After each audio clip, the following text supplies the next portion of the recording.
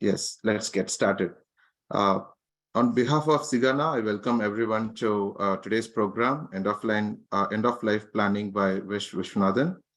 In my opinion, this is a very important, critical, and sort of less addressed topic.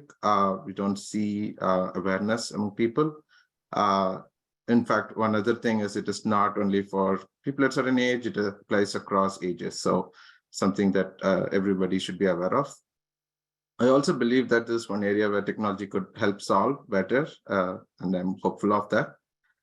Some other logistics regarding the program, please mute yourself unless you are called to speak. This is for the quality of recording. Please raise hands or post your questions in chat to be asked at any point during the presentation. It is going to be fairly conversational and a lot of information, so you can add a lot of value to the discussion.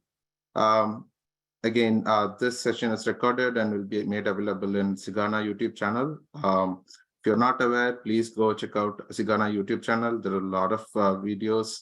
I think it is almost 50 now, and we have saved over a lot of years, over a lot of past few years. So it has become a good repository. Also, this is a program that we are associating with CG Connect. CG Connect, again, is founded by Vish, an initiative to help CG alumni and students to connect with, network with CG C-level and senior level global alumni. It has programs every month, and you should keep a watch on that. Also, please sign up for Sigana if you are in North America, and you can also join CG Connect. That's going to keep everyone aware of the programs that we're doing. Moving on, going to introduce Vish, which is had a problem because I don't think Vish needs any introduction, but still I thought it's good to give a review of what all things he has been working. I was also very surprised and have a question for Vish after this. So Vish is currently the CEO of untoward Management Consultants, and he's both based in India and US. Among other roles, which is very interesting, the latest one I saw was a psychological well-being practitioner that he has started, and after a PG course from Symbiosis University, yes, he went back and learned, and he's back as a professional. He's also an angel investor in Gindi Alumni Angels, native lead, Chennai Angels. He's also a charter member of TAI Chennai. He's a startup mentor with Stanford Seed. He's also an advisory board member with multiple companies, Vectra, Learning Masters Private Limited, Keep Tracks, Amadeus. In the past, he was the CEO of Ubix, and an independent management consultant. He has a mix of working in India and US predominantly, but has traveled everywhere across US and across the world. Going back to academia, I think he graduated from CG in mechanical. I'm also mechanical in 1985, and then he moved to US for his master's from University of Buffalo. Regarding a student and CG alumni connection, I think he has done a lot of things for the college and students over the years. He served as executive committee member in AACG for almost 5 years. He has started the initiative on CG Connect. He has organized biggest alumni meets. So a lot of things. So he's very busy. He's also into a lot of things. He's always available to help the community. I'm so happy I saw him 8 years back as a student, and I've been traveling almost with him for over years, and I've learned a lot of things. And his enthusiasm and passion to pay forward, give back, everything is infectious. And he's always available to help the community. So thank you, Vish, for joining us and also doing this for us. Yeah, the stage is yours. I have a question, though, as an icebreaker. You have a lot of roles here. What's the last movie you watched, or what's the best movie you watched? You still have Uh, time for that. the last movie was Varis by Vijay. Okay, My good. nephew who graduated this year from CEG wanted to take me for a treat, and he booked the movie Varis and made me come for the movie. And I have to say, sitting for 2.5 hours in a dark movie theater was real torture, actually. Our attention span, I'm sure all of you will agree, our attention spans have become so short now that sitting for 2.5 hours in a dark room watching some nonsense going on is just incredibly torturous, actually. But yes, I do go to movies, but not very often, unfortunately. My wife does make up for it more than enough by watching it Netflix. So okay, so thanks, Kumar, Thank for the you. introduction. Yeah. So a couple of things I want to start with. Most of the things nowadays, if you want to learn about anything new technology, new product, new people, etc., all of us go to one source, which is not Google. So I want to go to ChatGPT first to see what is end of life planning, what ChatGPT has to say about that. So just give me a second. I'm going to. I presume you can see my video, right? I hope you can hear the volume as well. I hope so. Yeah, I do. Okay. So just for the next couple of minutes, you'll watch what ChatGPT has to say about this topic, and then we'll get started.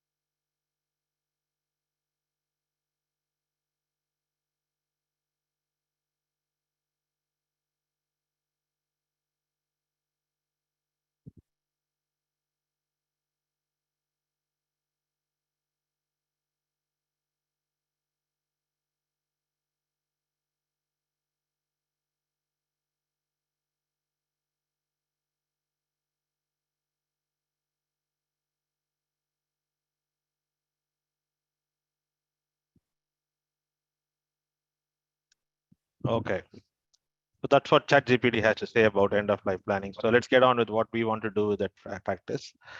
So I just want to start with a disclaimer. I'm doing this presentation completely on my own accord with no other qualification. I'm not a lawyer, not a certified financial advisor, not a tax professional, not an insurance agent, not a estate planner, not an employee of any government or any organization, and on and so forth. I am doing this as a pro bono service. It is not supported, sponsored, or paid by anyone. However, I will be happy to give you the referral to the service providers that I use both in the US and India if you choose to go with them, but I don't have any referral agreements with them. So I just want to give a brief of my profile. I think Kamar covered most of it already. I'll just going to not go through any of that. You talked specifically about the psychological counselor job. Yes, I did go back to school 2.5 years ago because I had an interest in learning psychology and help people with mental health issues. So now I have postgraduate in psychology, and I've done extensive hands-on training and experience with psychiatrists and clinical psychologists over the last couple of years. And I'm practicing today in the areas of mental health counseling, relationship counseling, career counseling, grievance counseling, leadership coaching. I had made a determination, announced some time back, that I would like to do counseling for anyone from the CEG alumni network if they choose, if they need to have any counseling, and I won't be charging any fee for that service for CEG alumni. Social work, volunteering my time, 90% of the time. I'm a US citizen, overseas citizen of India. I reside in India and US in parts of the year. And I have a link to my detailed bio you can look up when you need some time. The other important information sessions I have done in the past, there are many of them. Most of them are recorded. If you need the presentation or the recording, please let me know. I'm happy to give that to you. Some of them are done quite some time back, but a lot of them are done in the last couple of years. So please stay muted during the session. This session is recorded, as Kumar said. During Q&A, please unmute, ask your question. The soft copy of the presentation will be provided to all of you, and there is no fee to attend this session. So what is end-of-life planning? End-of-life planning, as ChatGPT said, is planning for what you wish to happen when you leave the world. Let me give you some context on why I did this whole exercise. Over the last 5 years, both in the US and India, I had the very unfortunate experience of witnessing some of my close friends and relatives who died very abruptly. Some died due to accidents, some due to health issues, etc. And in every single case, I was witnessing the incredible amount of grief and stress that the family had to go through to understand what that person has done in his life. Most of us have spent a lot of our time doing many different things, studying, working, earning, investing, saving, etc. But you'll be surprised to know that many of us don't have all the information in one place. And even if we were to find the information ourselves today, for whatever reason, I can assure you it'll take you more than a few months to collect all the information that you have in various places. Now imagine somebody who doesn't know where those things are trying to find out when you're not there. It is incredible torture and incredible amount of stress people go through. And I wrote this recently about a month and a half ago. Another friend of mine passed away, and very similar situation. And that's when I decided that I want to do something about it and make this a mission to tell people, so at least people can do something about it and loved ones don't have to go through the same amount of pain and torture. So planning for what you wish to happen when you leave this world, leaving instructions on how you wish to be cared. This is also equally important. It's not just about when you leave this world. Even when you're about to leave this world, there are many decisions that have to be made for you on your behalf. And if you have certain preferences or instructions to leave, unless you provide them in a certain form and let people know what they are, they will not be able to honor that. And some of them, as you will see in the presentation later on, are very critical decisions that people cannot make unless they have the information about you. So this end of life planning is actually a combination of maybe a folder, binder, spreadsheet, or any kind of documents that you may create that contains all the information, decisions, preferences, and instructions that you want to live. Your trusted family members, your spouse or your children or your trusted friends or relative should know the location of your EOL document folder. After doing all this information, if you don't tell them where they are, it's as good as not prepared at all. So please make sure after you create this folder, you let people, your trusted family members, know where it is. So if and when they need it, they can access it and get to know everything about you to make decisions and do things on your behalf. I would advise strongly to duplicate copies of the EOL document. Have one printed hard copy stored in a safe place that is known to your spouse or children, and one soft copy in a pen drive or CD, just in case the hard copy gets missed. It is not a good idea to keep it online because it's going to contain incredible amount of personal information, and it will not be a good idea to keep it online because if it gets lost or hacked or stolen, then that will be a really big problem. Why is it important? It is your moral responsibility. After having witnessed what people went through after losing their loved ones, I came to realize very quickly that it is not just about a nice to have, it's a must have. It's a moral responsibility because all the work you do to bring up your family and do stuff for your family, if you're not able to tell them what is it that they have or they don't have, it's as good as not having it. So it is a moral responsibility. It is not something that you would like to do sometime. I would request all of you to start thinking about it after the presentation is over, to start putting these things together. It is really for your family members to know everything about you, your assets, your liabilities, and other details in your absence, and to mitigate the pain of your loved ones. Because at that point, when you are not there, there's already adequate amount of grief and distress. I can tell you the amount of grief and distress and stress that people go through after that is many, many times more than what they go through when you are not there in the first few days. I have seen this many times in the last 5 years, and I can only tell you that it is something that is clearly and very easily avoidable if you do a little bit of work when you are able to do it now. It is also something to ensure that your family do not have to make difficult decisions or guesses regarding your health, assets, etc. As you'll see shortly, there are many decisions that medical professionals and legal professionals will be asking your family. If you're not given them the information, that could be very difficult for them to get and give them. It's also important because your family members should know where you are financially. In the last example of my friend who passed away on January 7th, 2023, his wife, who's an educated person, had absolutely no clue, none whatsoever, of what this person was worth. She had no idea. And at that point in time, she said that I don't even know if I have enough money to live, because she had no idea what this guy had done. We are still working on trying to find out about this guy's financial antecedents, and we are not even scratched the surface yet. So it's been a month and a half now, and we are still trying to figure out what these people have to live with. Eliminate any disputes or disagreements between your family members, because please understand that when you have money left after you leave, people are going to want to have it, and it will be the best interest of you to keep the family together, to make sure you know exactly, tell people what you want to be done with your assets, so that there is no disagreements or any kind of friction in your family.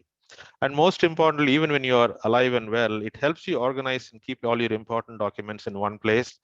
And you will shortly see the amount of information you have that can be kept in one place that can help you make things happen very quickly, even when you're doing very well.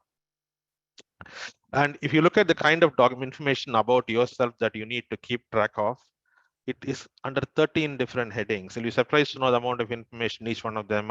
What I had done in this presentation is basically go through and listed all the information under each of these heads, I believe, that is required to be kept, documented and kept and given to someone so that they can use it in your absence. It is a lot of information.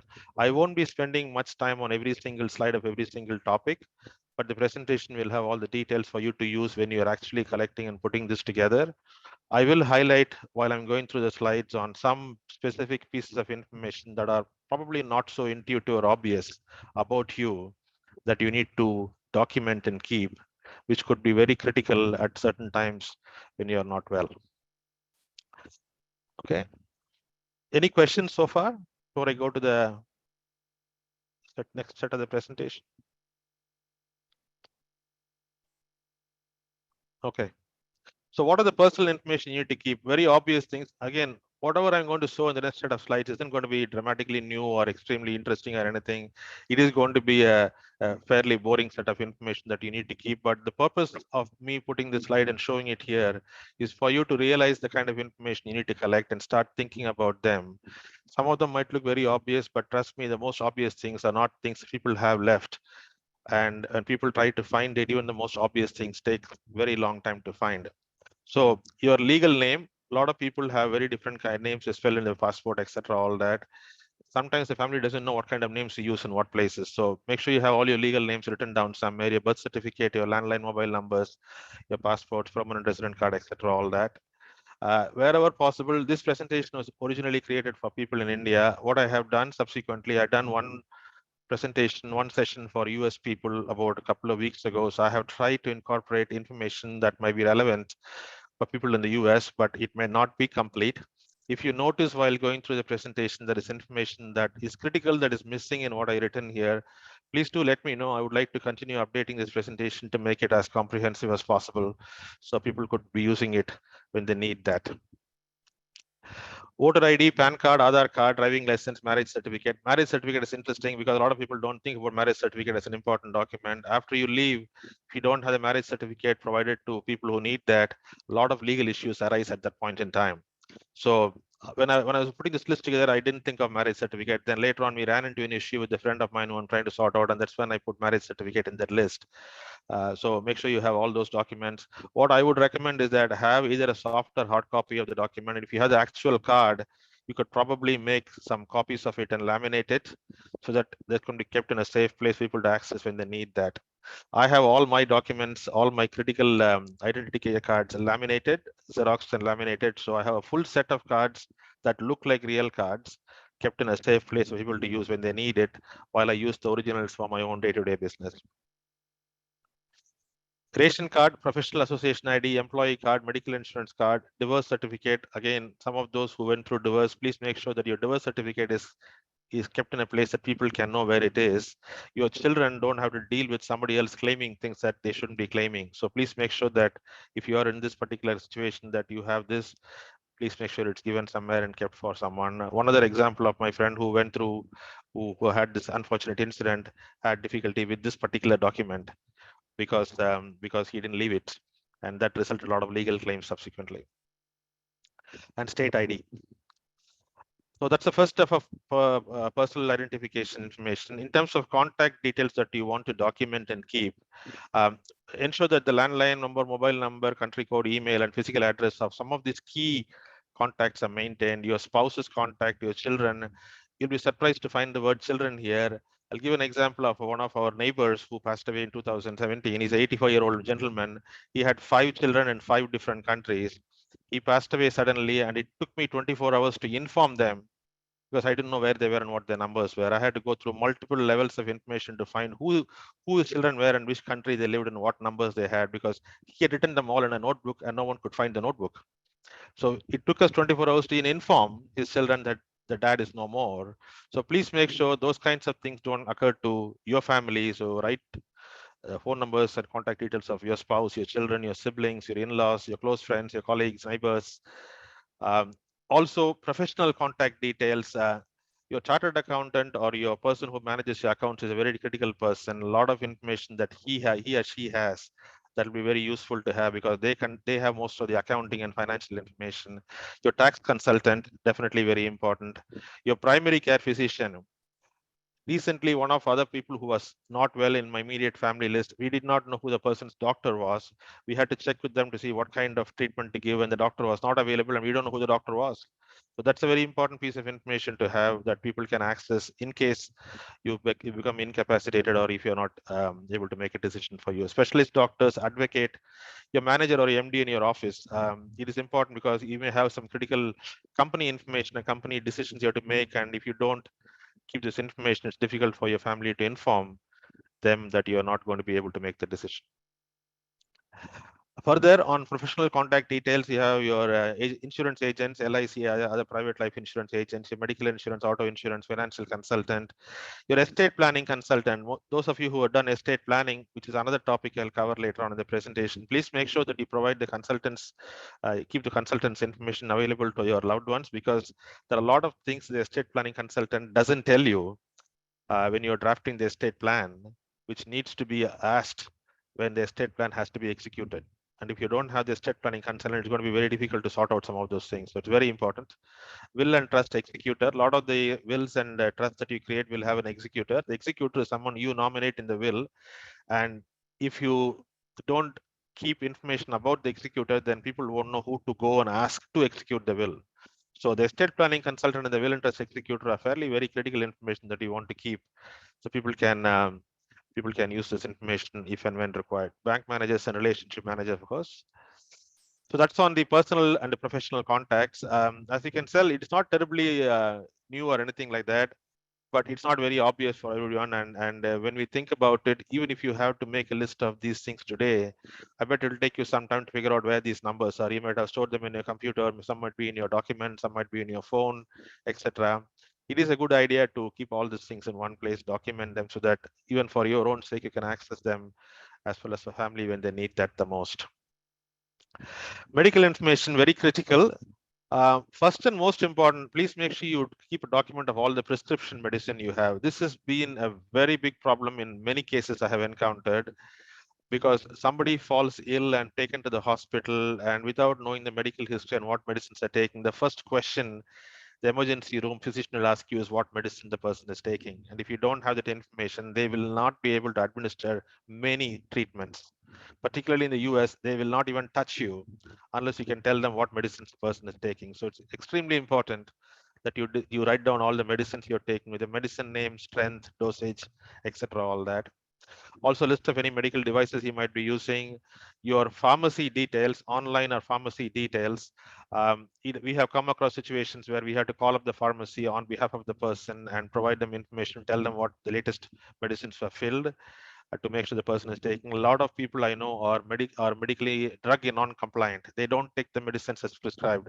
This is yet another sincere request I make all of you, that if you have to take medicine, it is not very heroic or anything great not to take the medicine. When you are in a situation where you're not able to make those decisions, people will be really struggling to know what you did and did not do. So please make sure you make all this list and tell them what you're doing. Vaccination records, very important, particularly post-COVID. A lot of hospitals ask for the record to make sure they can do the correct treatment when you go into the hospital for that. Recent medical checkup reports, if you can keep track of that, because a lot of times when you go to doctors, when people want to take care of you, they're going to look for information from your reports taken recently to check for variations from that time to where it is right now. Particularly true with the ECGs and X-rays. Doctors always want to see what the latest reports are. Any surgery related documents would also be important, because people, when they do medical intervention for your emergency, would like to know what surgeries you had to avoid making any particular decisions medically or otherwise that could be that would come in the way of the previous surgeries that you may had. Any specific issues you had, your last date of doctor checkup. The next point is critically important: drug allergies, particularly penicillin and anticonvulsant allergies. I hate to say that in an example about several years ago, one of the people we had taken to the hospital to take care of the person actually died because of the drug allergy, because that person had a penicillin allergy and no one knew about it. So this patient had an extreme level of pneumonia, and so the doctors in emergency decided to administer penicillin, and that killed him actually. So please make sure you list all your drug allergies so that people, when they take you to the hospital, would have some idea what not to give you. Typical drug allergies are penicillin, anticonvulsants, and NSAIDs, non-steroidal anti-inflammation drugs. These are medicines that you may have taken during COVID, for example. Some of these medicines are meant to prevent you from having inflammation in the body, but some people are allergic to some of these medicine types. And these medicines actually make your immune system believe that the medicines you're taking are actually bad things, and they'll fight against them, and that will cause what is called anaphylaxis, which is basically a situation inside your body that will essentially destroy all the organs of the body. So please make sure you list the allergies that you have, so people can make the very relevant and important medical decisions on what to treat you and not treat with medicines that you are allergic to. Okay.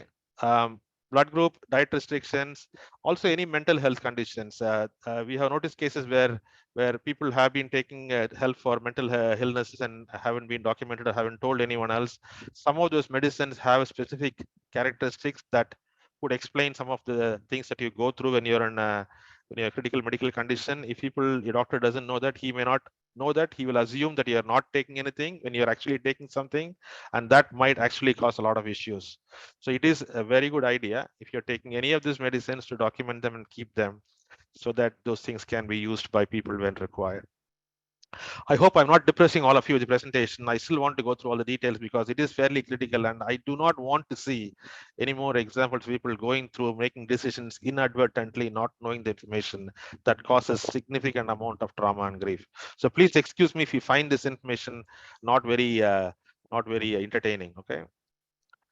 The next part of the presentation is educational information. What information? Educational information may not be as critical as other piece of information. Nevertheless, you want to have them, particularly in terms of patent and trade licenses. If you have a patent document and you have a patent offering, then if people don't know that you have a patent and the relevant documentation, they will not be able to defend the patent. There are people who know that you have a patent who will try to take advantage of that in your absence. So that is why it's important to have this. So please make sure if you have any intellectual property related documents or patents, you please keep them documented and let people know where they are. Rest of the information, degree, diploma, certificates, etc., aren't exactly very critical, but it's interesting to have, important to have, so at least people have a record of who you are and what you have done. Real estate information, that's the next topic. There are many pieces of information about your real estate that you have that you would like to keep it together.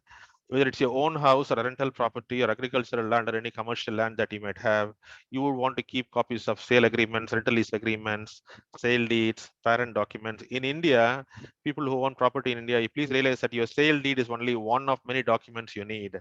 The land parent documents, the talapatrams as they call it in Tamil Nadu, is extremely critical. That actually documents the history of the land. If you don't have that document and you inherit your property to your children, they will not be able to sell until they locate the talapatrams. It is extremely critical. So please make sure whatever real estate information you have, you keep track and create, if those things don't exist, create those land parent documents along with the lease sale agreements and sale deeds. So your people who are going to inherit your property will have some way of selling this property and not get stuck with legal problems.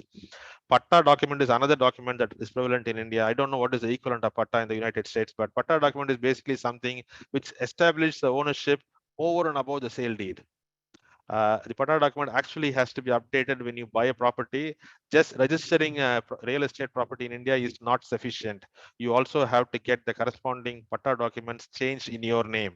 The combination of the land parent documents, the Patta documents, and the sale deed, all three are required if you have to handle the property for any future transactions. Encumbrance certificates, any other regulatory approvals that you have for the property, any homeowner association documents, particularly for those in the US. These are very important documents that you want to collect and keep in a safe place. Further on the real estate property, you want to have your corporation tax document and receipts. Corporation tax documents are issued in India for people to pay the property tax. I think in the US you pay to the county and the city. There are documentation that you can keep track either digitally as or physically. And the last one is interesting, home security details. People have home security in the homes and have passwords and secret codes, etc. All that. If your spouse or your family doesn't know about them, then taking care of them would have to go through incredible amount of gyrations to tell the home security company that the person is no more and get this reorganized. It's a very simple thing, but you won't believe how much time it takes to get that fixed. The person who made the code doesn't tell the code to anyone else. So please make sure that you write down those details and leave it to someone who can actually use it. Legal information is the next step. Advocate name and contact details, or a legal counsel, as they call it in the United States. Advocate name and contact details. Any ongoing prior litigation documents, very critical.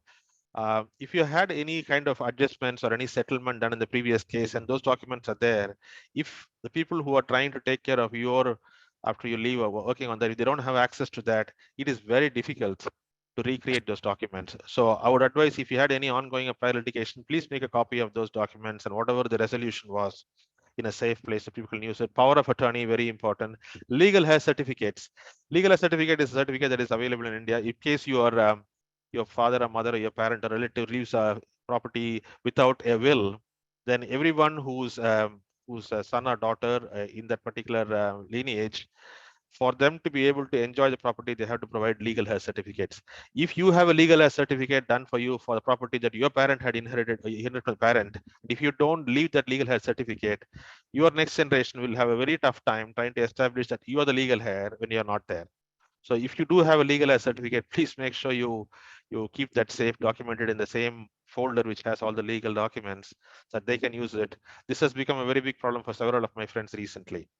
And this is something that I would say pay particular attention to make sure you don't miss it. Any arbitration details and documents, if any, divorce or alimony documents. Again, another important, unfortunately important document that need to keep, because if this is not there, particularly in the US, I have seen many litigation that happen after the person is gone in terms of what they haven't paid, and people come against the property and their belongings in claiming about alimony, payment, mispayments, etc. All that. So please make sure all those documents are kept in a safe place. Any loan agreements you have, again, critical important information. If you're taken a loan and you're not serviced the loan, you're servicing the loan. If somebody doesn't know they had to continue servicing the loan, it will default, and sometimes the default will go against your guarantor. If somebody had guaranteed, signed the guarantee signature on your behalf, or you had signed a guarantee signature for somebody else's behalf, please make sure you document that somewhere, because otherwise people otherwise would not know that, and you might be in a liability which will affect your family's personal assets over time. Any kind of IOUs or promissory notes that you have written or received, you have to make sure that money is collected by the people. And any other services agreement, particularly non-disclosures and professional services. Those of you doing freelance or consulting, please make sure your consulting agreements are kept somewhere, because if you're holding on to critical information about the company or the organization you're consulting for, and if you don't tell what it is, and people will not know what to disclose, what not to disclose, it's very important that you keep the services agreement detailing all the obligations and non-disclosures and confidentiality one place, so that at least the person can give it to a lawyer and make sure that they're doing the right thing and not do something that is going to be contravening the agreement that you signed earlier. It's interesting that we believe that a lot of these things will go away when you go away. They don't actually. Many of them live after you're not there in this world, and they could actually come in the way of others executing things on your behalf. So I was under the impression that these things, non-disclosure will go away after I go. That's not the case. Non-disclosure and confidentiality, if there are any breach of confidentiality, your people who are holding on to your property are still liable, both in the US as well as in India. Tax information, that's the next type I'm going to go to. The information that you want to keep there is the last 10-year tax returns. The statutory limitation, both the US and India, is 10 years. So both the IRS and the Indian tax authorities can come and audit all your returns for the last 10 years. And if you're not going to be around, and particularly those of you who are filing joint in the US, your spouse in your absence is very liable for anything that you did in your tax return previously. So please make sure you have the last 10-year tax returns. And of course, you have all your necessary tax-related identification, PAN card, and Social Security cards. In the US, as well as in India, people use the income tax website or portal. And income tax portal contains information about your past filings, as well as any other notices or audits that you have. Please make sure you document that portal user ID and password so that your chartered accountant or your tax consultant can access it, and make sure that they take care of the necessary work when it's required. In India, typically GST registration, if you're owning a business or if you're running your own consulting or freelance, if you've done a GST registration, please make sure GST registration documents are kept in a place that people can find. You have to do a lot of things with GST in case you're not going to continue the business. And for those things, you will need the original GST documents to be able to close that. So your family will need those documents to be able to safely and legally close your businesses. Without them, it's going to be very difficult to do, and it'll take a long time to recreate all those documents. Property tax documents, you need to keep that. Overseas income tax documents, for those of us who file taxes in multiple countries, I file taxes in the US as well as India. So I keep track of all my tax documents, both India as well as the US, because both the countries can audit you for the last 10 years. So make sure you keep track of all your overseas income tax documents. Any wealth or inheritance or gift or estate tax documents. If you had an inheritance and you had paid taxes, and if that inheritance is going to be inherited by your next generation, you have to keep a copy of whatever taxes you have paid, a proof of whatever taxes you have paid. Otherwise, they will be taxed again. The government does not bother to check who has paid. It's the onus is on you to prove that you have paid. So wealth and inheritance insurance, any information you have paid, please make sure those documentation receipts are maintained so that you don't have to pay tax to the government more than once. And of course, all outstanding tax notices or audit notices, you would want to keep them. If and when you clear the audit notice, you can get rid of them. But if there are any outstanding ongoing audits going on or tax notices, it's important to keep them. The IRS takes a very different position in terms of how they handle diseased tax audits compared to what India does. It's a very complex topic. I would leave it to another discussion, but needless to say, the information required to deal with those situations is quite a lot. So it is important for you to keep all these documents in order to make it easier for people to deal with those situations when they arise after your departure. Okay, questions? Priyanka Mardavanan. Sorry, I got your name. You have any question? Priyanka, can you ask your question? No, sorry. I think it's by mistake. Yeah, I can continue now. No issue. Okay, sure. Any questions so far? I don't see any question, just some comments. So I have a question. I'm going to talk about your final rights. After how you want to be buried or cremated and all those things, where and whatnot. I'll get to that in a second. It's coming down the line. Yes, it is also part of this document. Yes, it is part of the document. It is part of the document. So, okay, let's keep going. The next one is bank savings.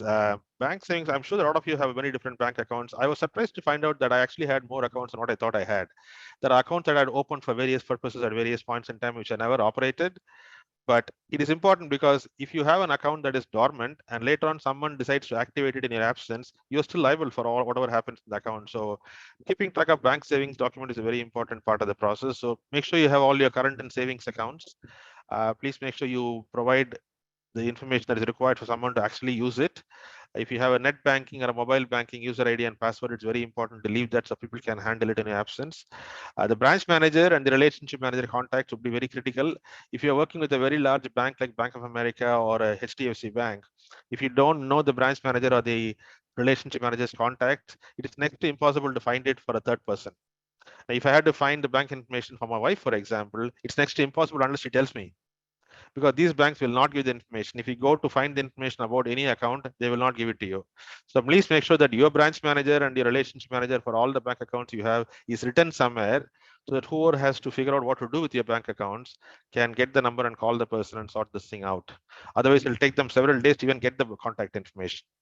So current and savings account, any bank, fixed deposits. Fixed deposits have certain tenure in that. So you want to make sure that these deposits are terminated after the person is not there anymore. If you don't terminate the fixed deposit and it keeps going on, in India, it's actually illegal. It's illegal for someone to hold on to fixed deposits, and the person, if a joint holder, doesn't remove your name from the fixed deposit, they are criminally liable for that. So please make sure that if you have FDs that in your name and your spouse or children's name, if they don't know about their name being a joint account in FD that you create, and they don't inform the bank about removing the name, they'll be in serious trouble. So you don't want that to happen. So please make sure that you document all those information so they can take care of that. Post office savings and deposit, for those of you who use post office savings in India. Non-banking financial companies, many of us in India, at least, I don't know about the US, use non-banking financial companies. These are companies that are not banks, but they also do lending and savings, and also do fixed deposits. So you want to make sure that you keep track of all those information: account number, deposit receipts, maturity date, extra, all that. Also, one important thing is operational status of accounts. In India, I think it's the US too, there are many different kinds of operating status. It could be a single operation, joint operation, or in India, it's called anyone or survivor. I think in the US, it's called, I think, joint tenant something. I think JTWS, JTROS, or something like that. It's important to make sure that if you have any joint account relationship with anyone in the family, it's important to keep it as anyone survivor in India or JT in the US. Because if you don't have that, if it's a single account holder, then for someone to take over the account in your absence is an incredible amount of paperwork. If you have this, then it's a very straightforward process. The person can continue operating the account without any problem, as long as they intimate to the particular organization that you are no longer there. That's the only thing they have to do. But if it's not of this operation status, it is incredibly difficult for the other person to take care of the account and do all the paperwork required to do that. Banks and companies in India are very, very, very difficult to deal with in situations like this. They have no sympathy or compassion. They'll ask for all kinds of documents that you don't have. And without knowing the presence of these FDs when they're maturing, my branch manager tell me that his number of unclaimed fixed deposits runs in thousands of crores of rupees of unclaimed FDs, because people just did not know that person had an FD. So I don't think any one of us wants to have our hard-earned money given to the bank as a gift when it's meant to be given to our relatives. So please make sure you document that and give the contact information, so your relatives at least can know that you have an FD in your name and do the necessary legal things, and also enjoy the money that they have in the account. Also, any credit union accounts that you might have. Credit cards and debit cards. I have to say, this is one area where I had many examples of people go through a lot of difficulty. We have a lot of credit cards with us, and we have different kinds of credit cards in different countries. We may have various amounts of outstanding balance in this cards, outstanding payments required in this card. If you don't do that, the credit card companies will do anything and everything to recover their dues, and that is not a very pretty picture at all, both in the US as well as in India. So please make sure that at least people know what credit cards you're holding. So at least they can go and find out what it is that you have in the card, how much balance is there. Because I can tell, and I read somewhere a statistic, an average person in the US has about seven credit cards, and a person in India has about 4 credit cards. I mean, there are 7 credit cards and 7 banks with 7 different levels of entitlements and payments, etc. All that. If you miss any of them, many of them can come and bite you later on. So please make sure that you write down all those things. If you have any additional cards issued from your card to your relative, your friend, or somebody else, please make sure it's documented, because in your absence, those things have to be cancelled. The other person continue using the card in your absence and they end up with the default, it still comes to you. Also, any PIN numbers and security questions and any online account ID and password. So credit cards and debit cards, please make sure that you pay extra attention to document what cards you have, which bank issued it, and all kinds of details about the card in terms of any additional card holders, etc. All that. This is very, very critical to have. The next topic is financial information investment. So here it starts off with mutual fund. Now, mutual funds is a very popular category of investments that many people both in the US and India use. So equity, debt, and money market funds, whatever funds you have, Some of us, all my mutual funds, for example, are done through a demat account. A demat account in India is basically a brokerage account where you can actually keep digital copies of all your share certificates and mutual fund documents. So as long as someone has access to my demat account, they'll get a complete history of my portfolio. But there are people who don't have a demat account. And in the US, if you have a financial advisor who is giving you this provision, they may have something comparable to a demat account. I'm not sure what it is called in the US. Some brokerage accounts give you the ability for you to hold all your documents digitally in one place. So you want to make sure that those information, in case you don't have a demat account or a digital way of storing it, you document all those things to the relationship manager. If you have any systematic investment plan, please document that, because in your absence, if the plan is not, the systematic doesn't continue, the mutual fund company will assume that you are defaulted until they're told otherwise, and that results in a whole bunch of other challenges that you have to go through. So please make sure if you have a SIP, then make sure you would write what is the SIP pattern, how much goes what month, etc., all that, as well as the current market value. It would be a good idea always to at least update the current market value of your mutual funds. I do it once in 6 months, both in the US and India. So at least I know as late as December 31st, I know where I stand. But you can do it more often or less often, but I would say at least do it once a year at the very minimum, so that at least people have an idea what is the value of your portfolio. In India, we also have what is called portfolio management system. These are actually things that look like a mutual fund, but here the investment advisor is actually buying stocks in your name and holding it in a portfolio, custom portfolio for you. So it looks like a mutual fund in the composition, but it's actually everything is directly in your name. So it's a very active investment. It's not a passive investment. And PMS companies have their own legal and other requirements in the US in terms of investing as well as liquidating, and in particular liquidating in the person's absence.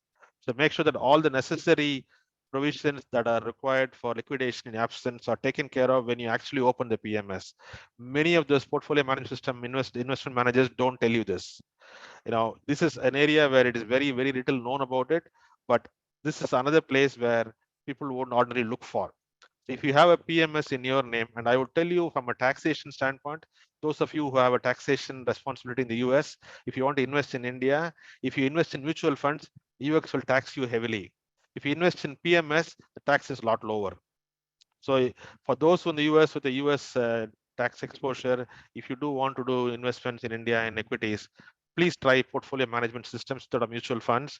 Your taxation for mutual funds is 43% on the capital gains. 43%, you heard it right, 43%. The capital gains on PMS is 15%. So you can see the difference. So if you do have a portfolio management system, which is very advisable for those who want to invest in India as a US citizen, you want to make sure that all the necessary provisions for liquidation of the PMS in your absence are all taken care of when you open the PMS account itself. Okay, so that it is very clear to the PMS manager as well as yourself how to go and do this at this point in time. Stock brokerage accounts. Those of you who have brokerage accounts for various reasons, you want to make sure you keep track of all the ISIN codes and the other necessary equity codes, purchase date, etc. All that. The new category is crypto assets. People have started, gaining and keeping crypto assets. So cryptocurrencies, crypto exchange accounts, NFTs, crypto wallets, etc. All those things. If you have any of those things, it's important to document them and keep them somewhere. And the bank safety locker. This is another interesting phenomenon in India. It's also there in the US, but more common in India. A lot of people keep all the documents, critical documents, jewelry, etc., in bank lockers. And the bank lockers, typically, the way it works is that they give you a physical locker to put all your stuff. The bank has one lock and you have one lock. And the lock for it has two internal locks. One of the keys to the locks is with you and one with the bank. If you lose your key, when you're alive, you can go and do a lot of things to get the key. If the person who is looking for your key in your absence goes and asks for the key, it's a very long procedure. Very, very long procedure. So if you have a bank safety locker, please make sure the physical key for that locker that you maintain is known to someone else in the family, to avoid a lot of headache down the line if they don't have the key. So please make sure the bank safety locker information is very clearly kept, what documents you have inside them, what secret codes you have, what physical keys you have. And also it's important to keep a list of what items are there in the locker. Many times I have a lot of my documents in the locker. I look up to see what I have where, because sometimes you retrieve the document for some purpose. Like when I'm traveling to the US, I take my passports and keep with me. When I come back to India, I put the passport back in the locker. As long as you know what items are there in the locker, it'll be very easy to locate them. Otherwise, you'll be guessing where it is. Now imagine if you are guessing where it is when you know when you have put it yourself. Someone who doesn't know where it is will be able to guess many times over. So please make sure you document this bank safety locker information, which could be a lot of help for people in times of need. Further, tax-free government bonds. Tax-free government bonds are bonds in India are 15-year-old bonds that have very good tax provisions. Some of the tax-free bonds issued in 2018 carry a 10% no tax, 10% interest rate with no tax. Now that is a huge value now because the current interest rate in India is less than 7%. So if you have those tax-free bonds you invested in, or sovereign gold bonds, or Kiran Vikas Patra, National Savings Certificate, or National Pension Scheme, any of these schemes in India, all these things come with documentation, some in physical form, some in demat form. You want to make sure that all these things are there. If you don't have the physical receipts for a tax-free bond, it's virtually impossible to get the money from the government. So please make sure that this tax-free bond information is kept somewhere so that people can retrieve and use it in case they need it later on. So particularly for government tax-free bonds, please make sure the documents are there in a safe place for people to use. If you're an angel investor or a venture capitalist or PE investor, any kind of term sheet, SHA, SPA, etc., all that you invested, again, these are all things that you have kept in time. When the company goes IPO, if someone were not to claim, the money will not go anywhere else. And particularly if you close the bank account tied to your investment, money will go nowhere. And the founder of the company or the shareholders aren't going to look for you at the time. So please make sure that if you have investments, particularly angel investments, you may have invested a small amount of money and over a period of some time the company goes IPO, it might be worth many times more. You don't want that money to go anywhere because nobody is claiming it. So please make sure you document the term sheet, SHA, SPAs, so that any kind of things that is out there can be interpreted and people can retrieve the amounts when it's required to retrieve from there. Foreign bank accounts for people who have accounts in foreign countries. For those of you who live in the US, you may have accounts in India, and for those in India who are accounts in the US, you want to make sure you list that, because in the US taxation scheme, every year you're required to disclose all your foreign bank assets, particularly bank assets in India to disclose in the US, and vice versa. And vice versa. If you are filing tax in India and if you have a US bank account, you are required to disclose every year every single bank information and amount of money you have every single year. So please make sure you document the foreign bank accounts so that not only they are available for disclosure and required, but also for closure when these things no longer required, you can take care of them. And any foreign mutual fund or foreign stock brokerage accounts, if you have, please document them as well. Next topic is loans and financial liabilities. Any outstanding loans that you might have, and loan agreements, loan amount, lender details, guarantor details, interest rates, payment terms, particularly if you have any balloon type agreements, and you have to make sure that the time when the balloon agreements become effective is known to people, otherwise they're going to get hit with a huge amount of payment. So personal loans, loan against your provident fund, loan against your bank FDs, home loans and mortgages, property loans, automobile loans. Education loans, if you're taking a loan on behalf of your children and you have outstanding, then somebody has to know that they had to be repaid. So education loans have to be documented. Many medical loans you might take, any hire purchase agreements or lease agreements. If you are leased your vehicle, automobile, then that information needs to be known to someone to handle the lease appropriately in case you're still holding on to the asset. And as well as any other commercial property lease or real estate leases that you might have. The next topic is bills and subscriptions. It's interesting because if people, if someone doesn't know what all kind of bills you're paying, and if you are not paying the bills because you're not there anymore, those bills, the people who are sending the bills don't know about it, so they're going to call it a default, and it's going to hit the credit history of the person who's gone, which is irrelevant, but it also hits the credit history of those who are joint account holders also. So you want to make sure that all these bills that you're paying regularly are documented, so somebody can go and take care of them by either closing them down or paying them off, etc. All that. There's a whole list of bills that all of us are paying that we know we have to pay. But the more important one is the insurance premium. If you have insurance you're taken in the name of your wife or your children and you're paying premium for that, if they're not aware of that, then that insurance will lapse if the premium is not paid. So you want to make sure that those kinds of mistakes don't happen. So any other premium you're paying either for yourself or for somebody else is documented so that somebody can take care of it and keep those coverages active in their absence. So mortgage payments, water bill, credit card bill, subscription, etc., all that. The next one is insurance information. Most important is life insurance. I'm reading an article recently about LIC. LIC's actual what they call liability, money that they have to pay for people who have insured themselves and not claimed, is actually bigger. LIC's unclaimed insurance amount is actually bigger than what they are required to pay people who are claiming now. So that's the amount of money LIC has which is not claimed. It runs in tens of lakhs of crores. because people who took the insurance never bothered to tell someone they had insurance, so no one claimed the insurance. So our government makes a ton of money from unclaimed life insurance, and I think it will be very unfair for all of us to take a life insurance and keep paying premium for a people who took it not enjoying that. So please make sure you keep your life insurance document current and kept somewhere, policy number, type, duration, maturity date, premium payments, agent details, etc. And also make sure what kind of insurance it is, whether it's a term life, whole life. If it's a term life, money gets and go on. If it's a whole life, then it's a whole lot of other issues, not because the money is actually invested elsewhere. Similarly, the same thing with ULIPs. ULIPs are actually a kind of unit-linked insurance plans in India, which is a kind of a mixture between investment and insurance. And those things need to be settled when the person is not there, and the settlement is not a straightforward one as a term insurance. So you have to make sure all the relevant documents for ULIPs are also maintained so people can handle it appropriately, and definitely would need to have a tax advisor or a legal person to sort that out. But these things, liquidation or termination of these things are not very easy.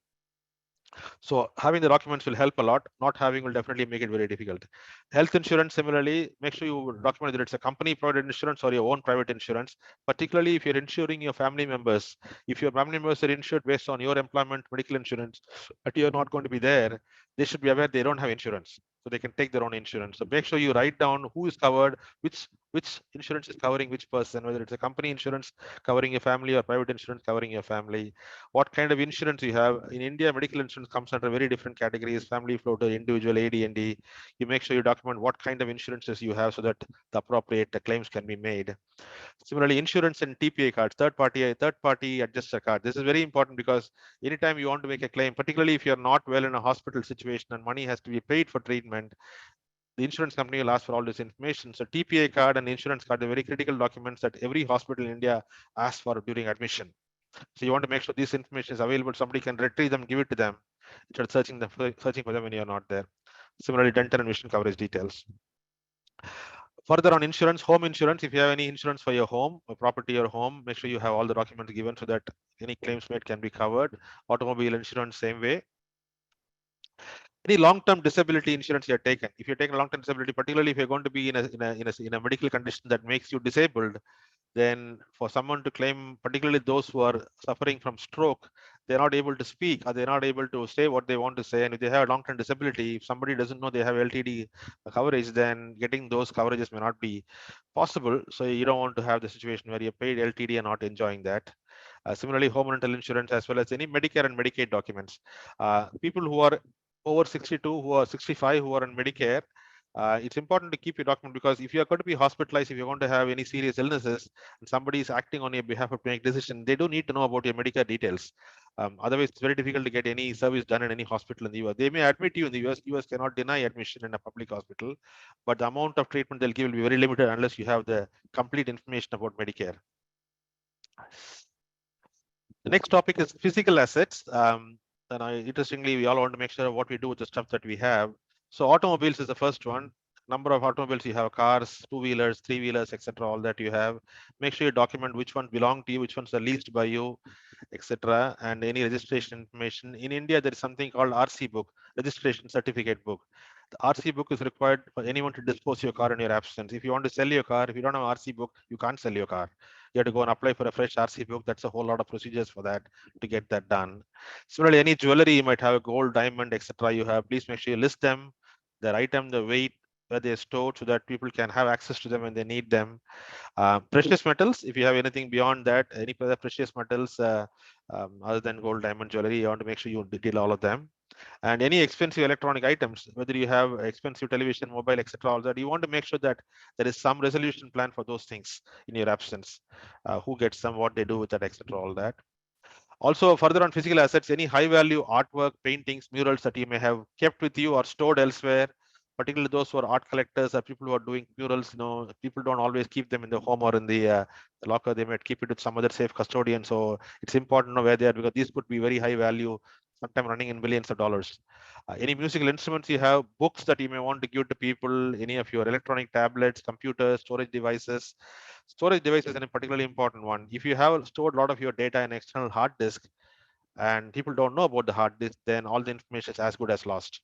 So please make sure that whatever hard disk that you maintain with your data, document them and tell people what is contained in them at least they can know what is there in that, particularly in terms of documents that are stored. If the EOL document is put in an external hard disk and not known to anyone, that's as good as not having a EOL document. So please make sure that all the storage devices, whatever information is contained in them, is documented and kept for people to use.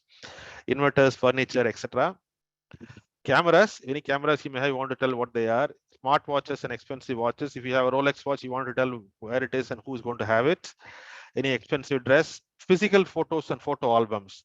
Something that looks very simple, but these are all memories, lifetime memories. Your family shouldn't be not having access to that when it's easily available to them. So if you're taken physical photos and kept them in albums, please make sure those albums are documented somewhere and kept somewhere so people can get access to them.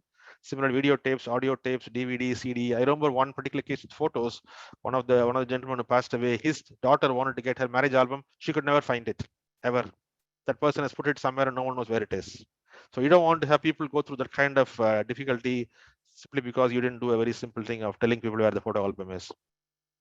Stamp collections, foreign currency collections, other metal items you might have. The next topic is employment. Again, I'm rushing through all this because there is not much to say in this. I just want to give you an idea what is contained in this presentation. So when you go and put your plan together, you will know what to look for. So the whole idea of the presentation is to give you an idea what is contained in it, not necessarily go through every one of them. Employment information, you want to write down all your employee information, your company name, your designation, number of years in service. Number of years in service is important because if there is a dispute with your HR department, then unless there is something that you can show, your people can show, then there will be disputes about seniority, etc. all that. So please make sure that any certificates, 10-year certificate, 20-year service certificate you get from the company, keep that and tell people where that is. Your department, your address, manager name, HR department, employment agreement. Employment agreement is also very important. If there are any long-term incentive plans, LTIPs as they call in the US, if LTIPs are part of the employment agreement, to liquidate them and get the money, you need to have the agreement copy for you to claim that. So your spouse or your relative will need to have the employment agreement to make the claim with your company for LTIP. So make sure that employment agreement original is kept somewhere that people can get access to. Any past employments where you might have any such agreements or any consulting freelance agreements. Further, provident fund account. If you have a employee provident fund held with your company, then you need to make sure that the information is kept somewhere. Gratuity. This is another kind of post-retirement benefit that companies in India give. It has a own set of information requirements and when you can take, etc. Any stock options that you might have from the company, any stock purchase plans you have, any stock warrants you might have, or any restricted stock units that you might have, you want to document all of them. So all these documents are required to make a claim when you want to go and when you want to go to liquidate them. Similarly, pension plans, any employer medical insurance coverage as well. Further, any leave travel allowance, leave details. Some of the leaves that you are not available can be actually reimbursed, but you need to have information about them for you to claim reimbursement. So in your absence, you want to make sure that if you have 100 days of leave accumulated, that will be a significant chunk of money you don't want the company to keep. So make sure that the information is available for your people to claim those reimbursement. Any expense accounts, any company credit cards. This is also equally important. If your company has given you a credit card and God forbid you don't tell where it is and no one knows where it is, the company will need it back. The company can always cancel the thing, but if the company for some reason doesn't do that, then it's a problem for both the company and you as well. So please make sure all the company credit card information is also documented and kept. Any payroll and direct deposit bank details, recent pay slips, long-term incentive plans I mentioned earlier, any deferred taxation compensation, any variable compensation plans. All these are agreements that company provides you for people who are in the certain positions in the organization. These documents are very critical because these documents are the basis for which claims can be made. And if you're a business owner or entrepreneur, then there are a whole bunch of other documents that you have about your company that you need to make sure you keep for the benefit of your co-founder or for the benefit of your employees or of your own relatives. So partnership agreement for LLP, LLC, articles of association, memorandum of understanding, any kind of taxation number for the corporation, any Ministry of Company Affairs registration, GST number, etc. all that. Many information about the company. You want to make sure it's kept somewhere that somebody can access and use in terms of requirement. The next topic category is very important: digital assets and password list. In this day and age when everything is digitized, we have a lot of passwords. I just did a count of my password 2 weeks ago. I had 347 passwords of various things, and I written it in various places. And imagine if any of these things get lost, you're basically as good as dead. So please make sure that all the passwords are documented in some place. There are lots of very nice softwares available to document them in a very safe way, not online, offline, in your hard disk somewhere. So please make sure you document all the passwords. So either you want to use it for your own purposes, somebody wants to use in your absence, this is available. Most important one, your home computer login ID. People put all the stuff in the home computer and have a login ID. No one knows what the password is. It's as good as not being able to get that. So home computer login ID and password is very important. Mobile phone lock is very, very important. And all other IDs, email IDs, etc., social media accounts, etc., all of them, all those passwords, it's a very, very good idea to document them so somebody can use them in your absence to do the appropriate activity. Particularly social media accounts, you have to decide what to do with them. Close them, shut them, keep them, suspend them. For all those things, you will need all these credentials to be able to process it. So it's important to document all of them, people to be able to use them. Also, any credit card pins, ATM pins, debit card pins, any mutual fund, ULIP, PMS, DMAT account pins, all those things you want to keep track of and document them so that those questions can also be answered. Crypto wallets and crypto exchange accounts. Crypto ones are particularly weird because the way you operate your crypto exchange with your crypto wallet depends upon the wallet you have and the exchange you have. So you want to make sure that all those details are documented somewhere so that people don't miss that. Digital wallets and UPI accounts. UPI is a unified payment interface in India. It's very, very popular in India. So GPay, Paytm, PhonePay. If you don't give the passwords for those digital wallets, then the money in them basically goes to the company. Any cloud storage accounts, Google Drives, Amazon Web Services, Microsoft uh, cloud information, etc., all that you want to make sure, because a lot of your information might be there. If people don't know how to access them or don't know the password for them, it's going to be very difficult. Online photo storage. I keep a lot of my photos in Google Photos. So you want to make sure that those accounts are also known to people so that they can access the photos in your absence. Any online purchase apps, Amazon, Prime, Flipkart, etc., all that, you want to make sure those passwords are given to people so they can use it as required. And any other mobile phone app accounts. If you have a lot of apps in your mobile phone, each one might have various kinds of credentials to access. You want to make sure that those things are also documented. The next topic is retirement accounts.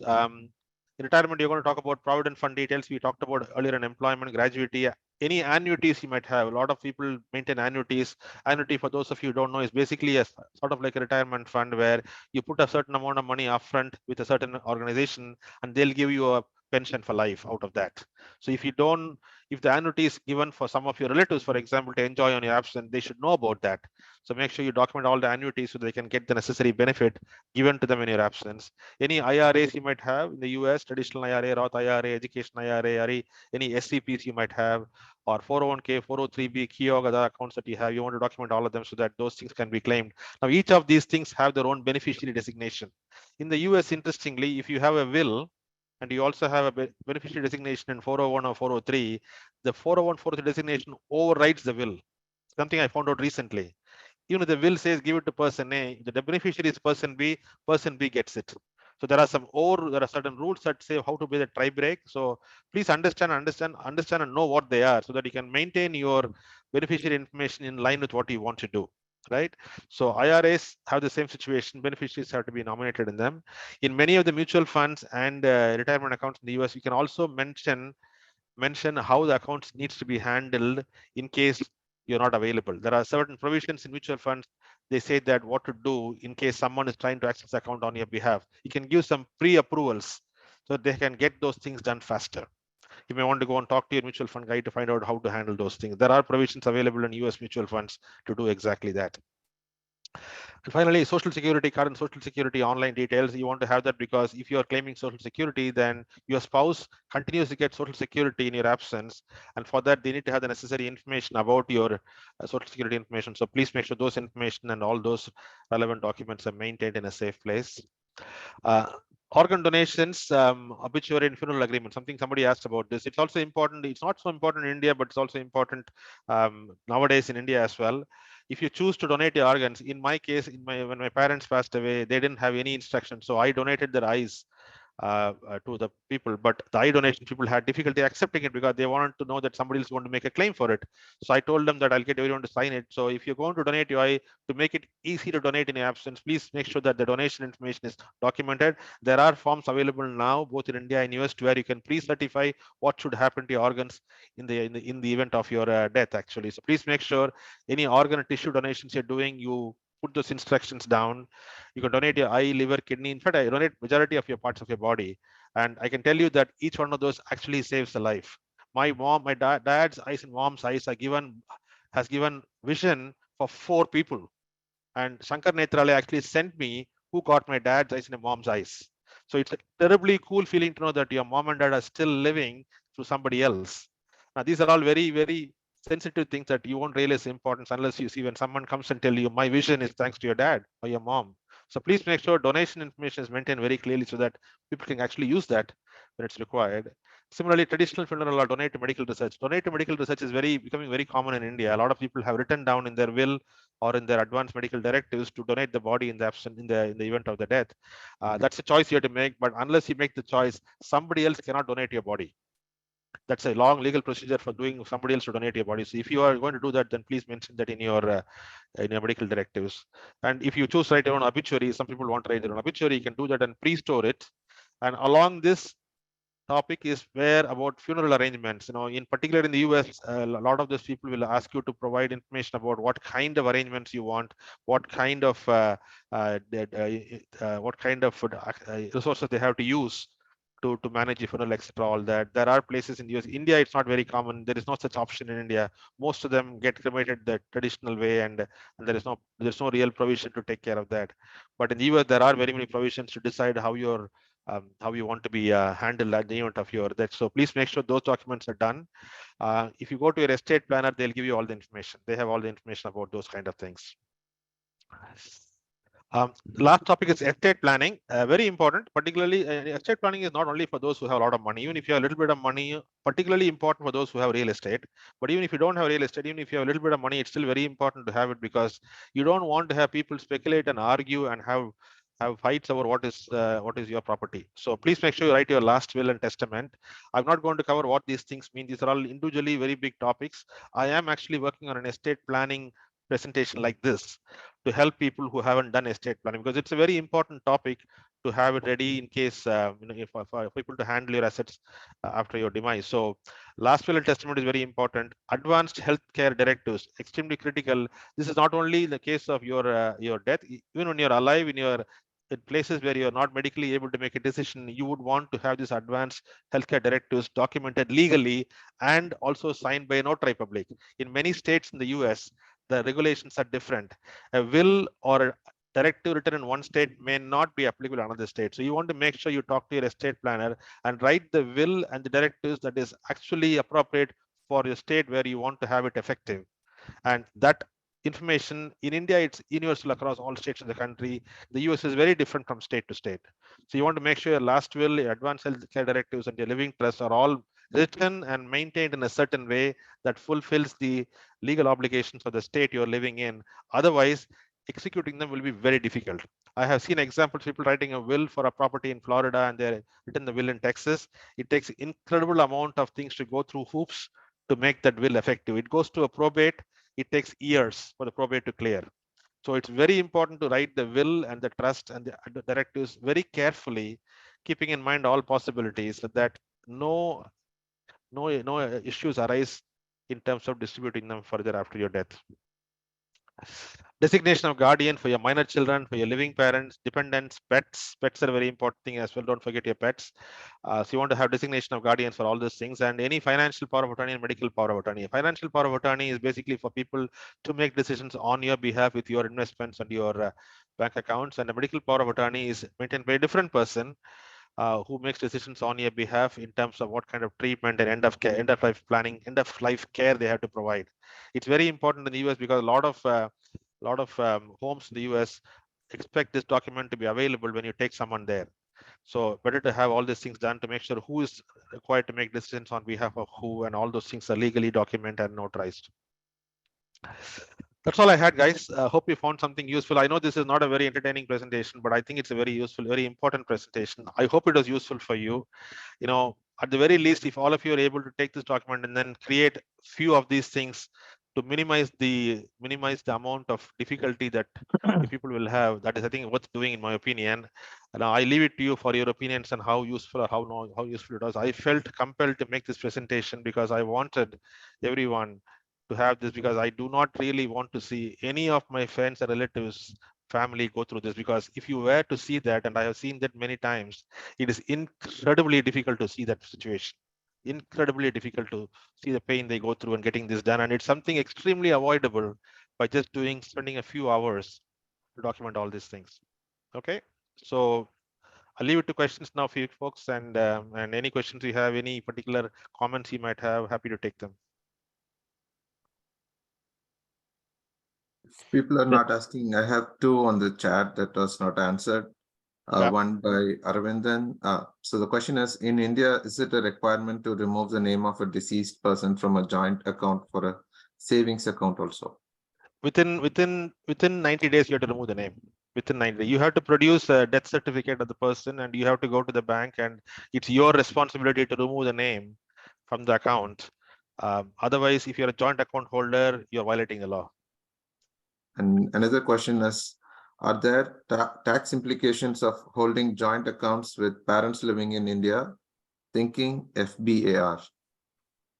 Yes, if you have assets in your name, jointly held with your parents, it also belongs to you. So you have to make sure, first of all, when you're filing your tax every year, your FBAR has to contain information about property that has your name attached to it, whether it is individually or jointly held. In your absence, of course, FBAR is not required anymore, but you want to make sure that any information about you that is being held in any document outside the country is known to someone, so they can at least take care of them, remove the name after you're gone. Hope that answers your question, Ram. And it does. Thank you. yeah, if there are any other questions, please go ahead. I don't see anything else in chat. So I have a question. Yeah. This is Naeem. I'm with the 1980 batch. This is a very lovely, informative presentation. I learned quite a bit from this. And sir, Vish, are you willing to make a presentation? We have a 1980 batch, about 200 people. We communicate on a daily basis. Are you willing to make a presentation in that group with the permission of Zigana board? Certainly, no problem. Happy to do that.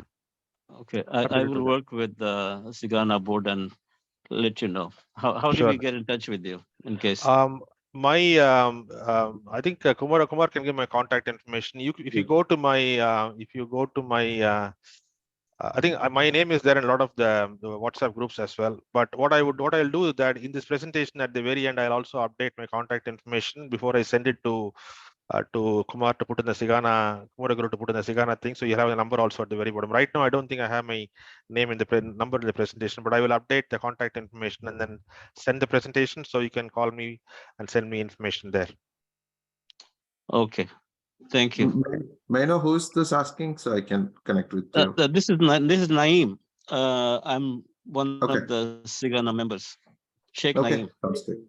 Yeah. So even if you don't have any questions, you can still have comments about it. If what you think should be added, what you think should be removed, etc. If you have any questions or any additional information I have missed, because I don't think this presentation is completely comprehensive yet. I have made a lot of changes in the last couple of months.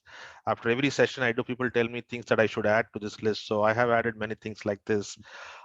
So please, if you find anything that is missing in that, please let me know. I will be happy to add that and make it more comprehensive. Sure, go ahead. I have one suggestion, sir. So as you know, all this information is overwhelming to people. There are professionals who can help and aid in some of these.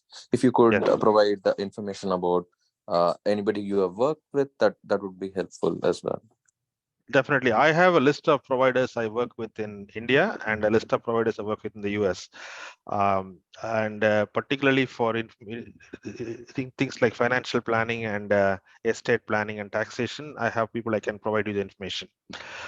These people I've been dealing with them for some time. I found them very useful and I'm happy to give it to them, but I don't take any responsibility for their actual delivery of service.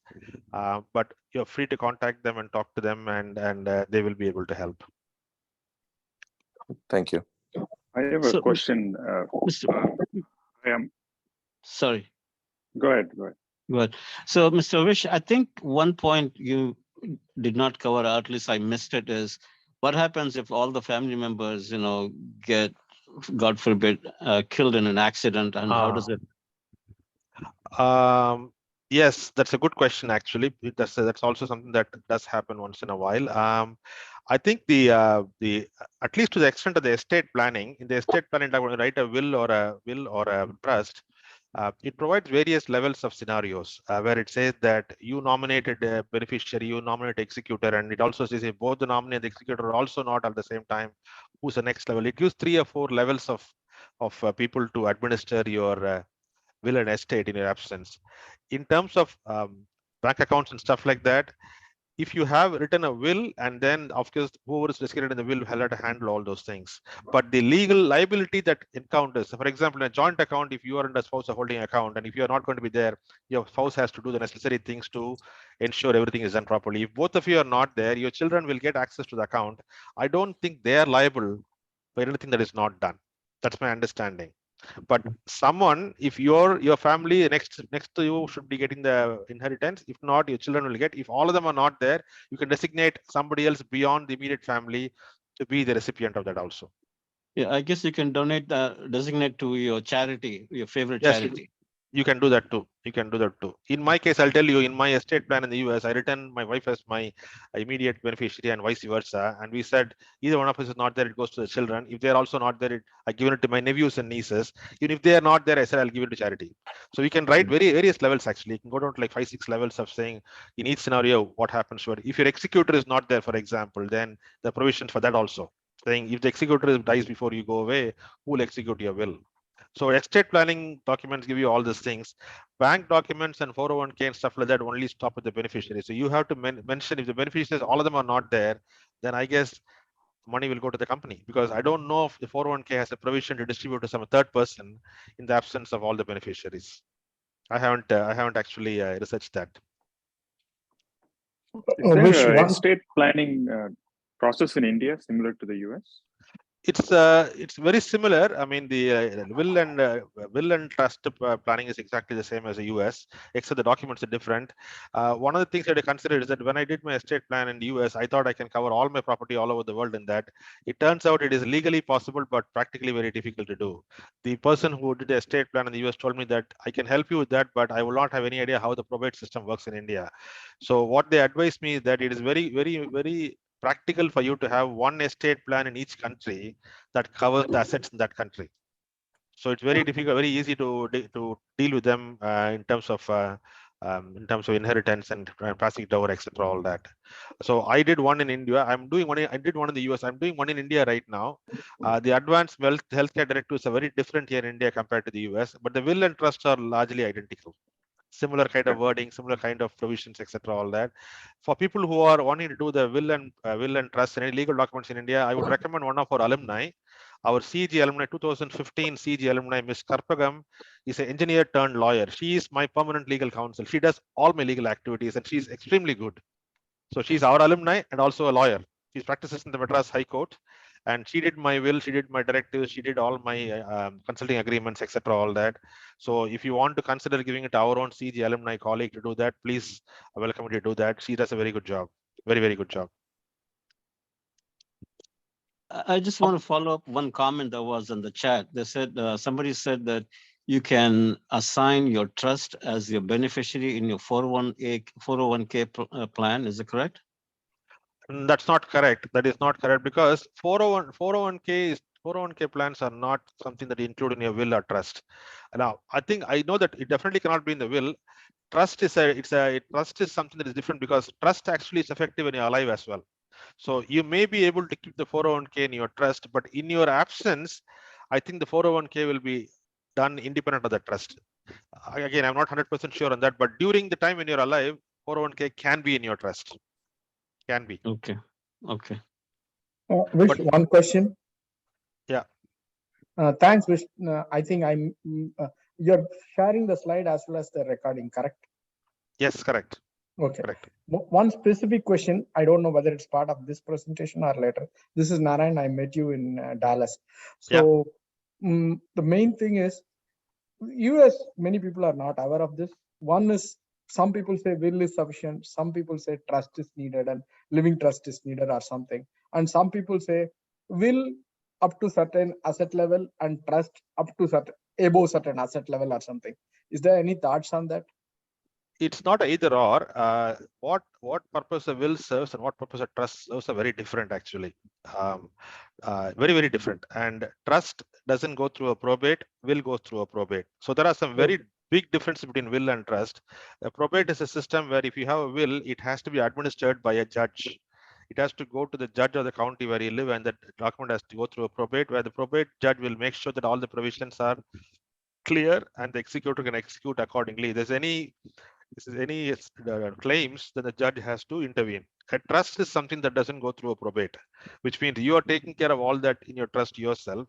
So a trust is difficult to create, expensive to create, but much easier to administer in your absence. And what can be in a trust, what can be in a will are different things. My recommendation is have both. Okay. Trust should cover everything that you want to cover, that trust can cover, and that way you can avoid the probate. But things that are not covered in the trust, that by default catch all will can cover. Right. So I think both are required. It's not either or. Thanks, Vish. That's a good input. Vish, thanks for doing this. I have a quick question. So recently, I came to know at work that someone's will or trust or whatever, this estate planning was not done properly, and the family members discovered after their death, and there were some issues with executing that. So how does one ensure that it's properly set up? So two things you can do. One is some of these estate planning people, lawyers, will give you a certificate certifying that everything that you wanted to have is covered the correct way in the will. So that certificate basically shifts part of the responsibility to the estate lawyer. So if there's any claim later on, he has to come and sort it out. There is some provision like that. But to be very honest with you, whatever is there in the will and trust has to be cleared very well. And I would advise you to go to a fairly experienced person to do that. I did mine using an online tool, actually. But what I did is that I created the will and trust online tool. I sent that to attorney to verify. And I paid money for him to verify, and he verified everything, and he made some very small changes. But the online tool itself did a very good job of creating at least a will and trust in my case. But what I would advise you is that definitely, whether you're doing online or offline, make sure you give it to some experienced estate lawyer to actually review it and ensure it is done properly, particularly estate lawyer who is licensed to do that in your state. Some estate lawyers are licensed in multiple states, but some of them are licensed only in one state. Because the regulations being different, the estate lawyer has to make sure that that particular will or trust is actually according to the regulatory provisions in your own state. So spend some money on that. It's money well spent. Please trust me, it's money well spent. It is not a cheap process. Will and trust planning is not a cheap process, but it's a very worthwhile process because you don't want to not spend a few $1,000s and have a conflict for a few $1 million later on. So it's definitely worth doing that with going to an attorney. And there are very many good legal estate planning attorneys in the US who have a lot of experience doing that. The problem in India is that we don't have that many estate planners because estate planning was never considered important in India. People nowadays are doing that.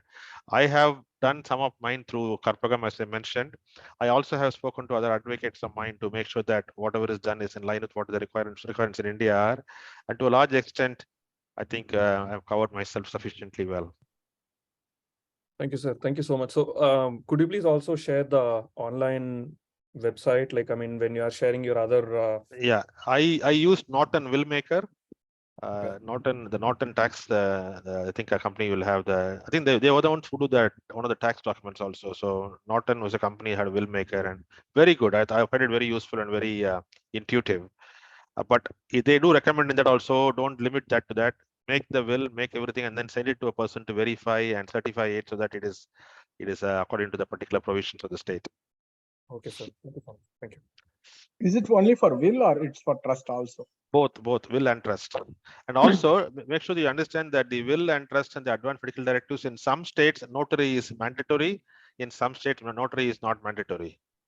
I did everything notarized anyway, because even if it is not mandatory, I notarized them, because if you notarize them, then later on if there is going to be any issue, nobody has to go and re-notarize them.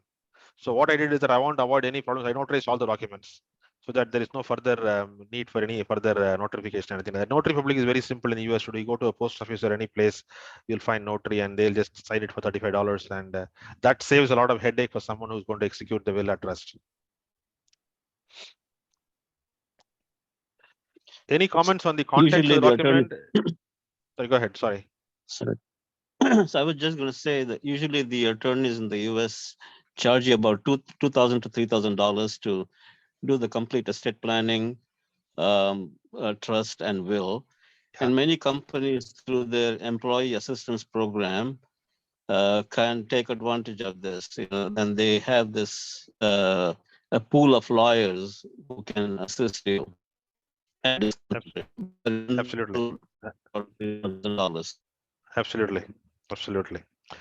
Absolutely. So I think one other as I thing, told, find a good lawyer. I would definitely say do some research and find a good estate lawyer, because this is a very critical document and you don't want to have the person making mistakes. I actually initially approached an Indian lawyer in Texas, actually, and they were very helpful, but they made so many mistakes that I had to redo the whole estate plan again with somebody else. So don't just go for someone who you think people are doing it. A lot of people do it as a part-time service. This is a very important, fairly critical document. So I would definitely advise you to go to someone who's professional and experienced. They might be more expensive, but it's definitely worth spending that money. How do we know they're doing a good job, or what mistakes they're making? Well, I checked Is there for anything major references. that we I got references from people who worked with them. Some of those people might be willing to give you references. Some of them will give you their credentials, how many they've done. A lot of them are registered with the state. You can go to the Better Business Bureau. There are multiple ways of checking their credibility and their credits. But I would definitely talk to them and ask them questions about what you want to get done and see if they're able to answer those questions. And again, as I said, go through someone like maybe your advocate, a legal counsel might know someone. Your company retirement HR department might have someone they can recommend to you as well. I see HR department maintain a list of these people as well. At least I maintain when I ran my company, I had maintained it for my employees so that they can make use of estate planner who can do that. So I think a lot of companies have that. You may want to approach the HR department. Sorry, go ahead. Many times the investment advisor at a bank, local bank, they'll know a lot of people who are good at this. If you're working with a big bank like a Bank of America or Wells Fargo, they might be able to recommend someone. Some of your financial planners, CFPs in the US, may also be able to recommend them because they work with them closely. So a CFP might know someone who is very good at estate planning, and there are a lot of certifications somebody has to have to really call themselves an estate planner. You can also ask for the certifications to be given to you to make sure that they are qualified, their practices currently active, etc. All that. And just FYI, each state is different. And for example, in Maryland, we have to register the will trust with the local county office. Notary is not enough. Although you could do notary, that's not as good as having it registered with the local county registrar of wills. Yeah. What are any comments on the presentation? Did you guys find anything that is missing? Something that is not required? I mean, I'd like to get feedback about the presentation itself, if you can, please. I have a word to add there, which these are a lot of information, and there are a lot of whys to each of this, right? Like for everything you added a why, but can we make it more like a live document and keep it more updated over time, where we can also contribute, different people could contribute, like there was a lot of information in the chat. So we can keep adding to it and make it as a live resource. So what I'm going to do is that I'm going to send you the PowerPoint itself. I'll send you the PowerPoint. Normally I share only the PDF copies of that, but I'm going to share the PowerPoint itself this time. So you can have the PowerPoint kept somewhere. If people want to recommend changes, either they can contact me and give me the changes they want to add to that, or if they want to give it to Sigana and Sigana wants to make it, I'm okay both ways.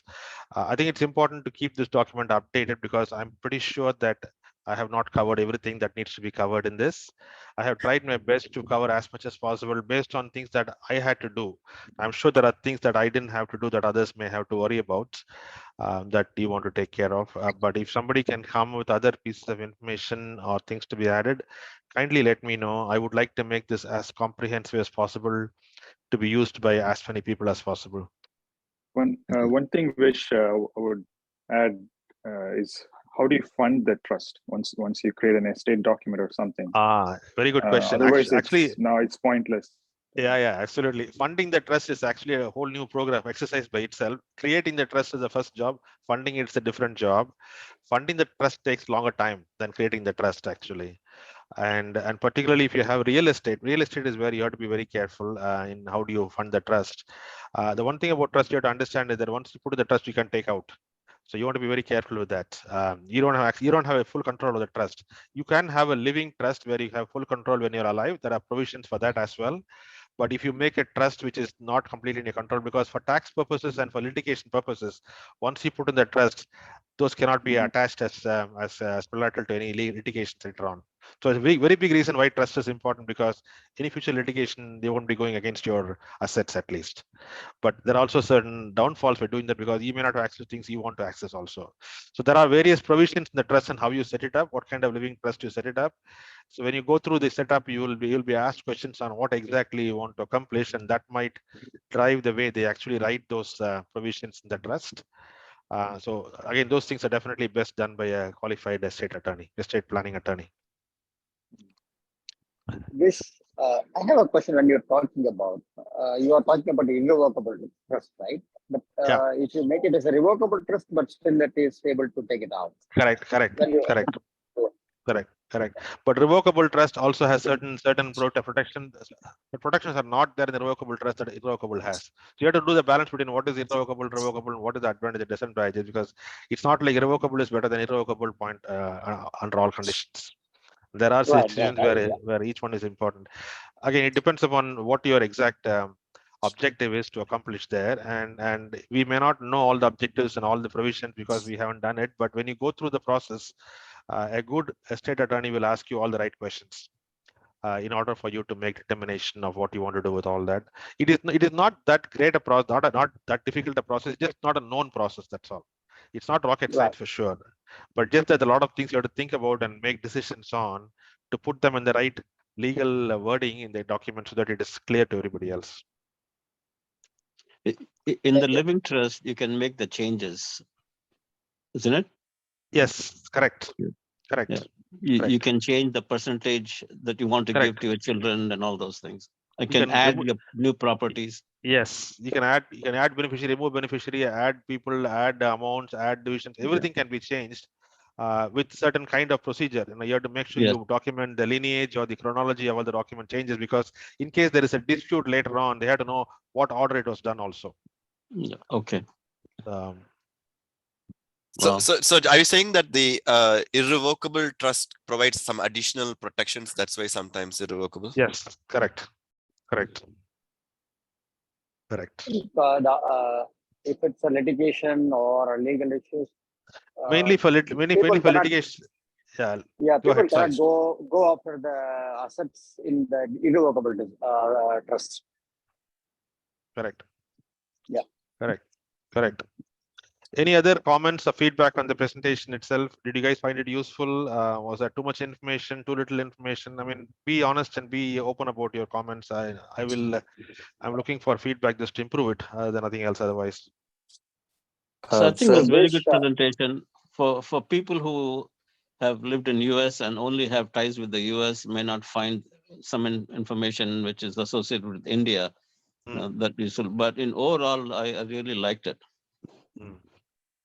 No, it took me about 6 days actually to write the presentation, because what happened is that I was first trying to see what all I have to cover for myself, and I realized very quickly that I have things in so many places, in two geographies, US and India, that I didn't even know that I had some of them, particularly some investment information, etc., all that, some documentation, etc., all that. So when you start doing this, don't be surprised if you find things that you haven't thought about for a while. And it took me time to even locate some of the documents myself. I knew where I had, but I didn't know exactly where it was. So I had to go and find and search for them. So writing this presentation took me 6 days. Actually gathering the information, I still haven't completed it, to be honest with you. I'm only about 80% of the way through with my own information. It has taken me several months to actually find where things are and make a copy of them or put them, etc. All that. My wife is asking me that, no, why are you doing all this? I said, like, this is something that is actually really for your benefit later on to do that. Now, your family may not necessarily be very happy with you doing this, because some people are very superstitious. They say these things should not be done when you're alive. But I can tell you, superstitions don't help them after you're gone. So don't fall for the superstition stories, because it is definitely important to be done.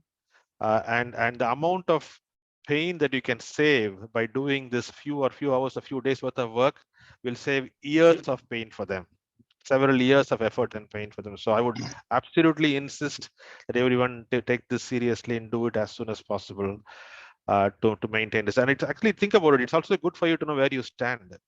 Now, I think many people I talk to say that I ask them, what is your net worth? They have no idea. Now, that's a little bit dangerous, because you need to know where you stand financially. In my case, I decided not to work for the last 2 years. Since 2021, I completely stopped working any commercial job. I only do angel investments and a little bit of consulting. So I decided that I had to know where I stood. So I did a lot of what I call inventory taking when I decided to do that, and many things were surprising. I didn't know where some things were, where some investments, how they're performing, what designations are given for beneficiaries. One of my IRAs did not have any beneficiary, for that matter. I created it like about 25 years ago. I never put any name at the time. So things like this, you'll find that you are missed critical pieces of information. This exercise will give you an opportunity to fill those critical gaps, so that those things don't become a problem later on. Other comments? Sir, thanks a lot for the presentation. Really eye-opening. A couple suggestions on the presentation. As somebody mentioned before me, you mentioned a lot of whys, and those are not captured in the presentation. One of my suggestions is to actually have some sort of a really crisp summary initially, and then maybe add appendixes at the end with all these whys, so that people who want to zoom in can actually go to the appendix and then zoom in and then know more. If they are not worried about it, they can just look at the summary and then skip the detailed part. We can Absolutely. also do like another deep an Uber presentation, and then like links to deeper presentation for that specific purpose. I'm willing to Absolutely. help you with that if you want some hands on that. Absolutely. In fact, after the presentation done for the previous set of people, many people actually had follow-on presentations, follow-on question answer sessions, not presentations, specifically asking about certain aspects of the presentation, saying how exactly that could be a problem, etc. All that. So I have done such follow-on presentations also for people. But I agree with you. The whys I haven't actually documented. I just mentioned them while presenting them. So the recording would be a good place to look at them to see what the whys mean. But many of the whys are real examples where I really saw that issue happen. And I'm sure that there are many other whys I haven't captured, that I haven't come across. But those whys that I actually mentioned in the presentations are whys that I encountered, which took tremendous amount of time, effort, and pain to get those things. And that's why I wanted to mention those whys to drive home the importance of those particular pieces of information. In the last year or two also, you've done some presentations on maybe other related tax and other topics, right? Are those recordings kept somewhere? Where are the past recordings? I know we recorded some of them. So the last year presentation was on US immigration, US and India immigration, US and India taxation, and US and India FEMA, foreign exchange management. We did the presentation over 2 sessions of 3 hours each. Unfortunately, the first 3-hour session recording got corrupted. So somebody in Sigana, I don't remember who, asked me about a couple of weeks ago, can I redo this presentation? I'm happy to do that. I have the presentation material with me. It is obviously 1 year old. Some tax laws have changed both in the US and India. I haven't updated them. I am happy to do that again, if that's helpful in terms of immigration, tax planning, and FEMA at some point in the future. But I do have the presentation that I can share. Thanks. Yeah, and yeah, maybe one of these upcoming sessions, if you redo, that will be helpful for people also. So thanks. Yeah. Definitely. Happy to do that. That's actually a very critical presentation, because taxation is an area where I found that the lack of awareness of what is required to be done was quite large, particularly for people in the US in terms of their tax obligations. In India, if you do have something in India, many of them are blissfully unaware of that. And that is not something that you want to leave open like that, because it can lead to a lot of issues in the future. So happy to do that when the right time. If you want to set up something like that for that, I would be happy to do that. Not a problem.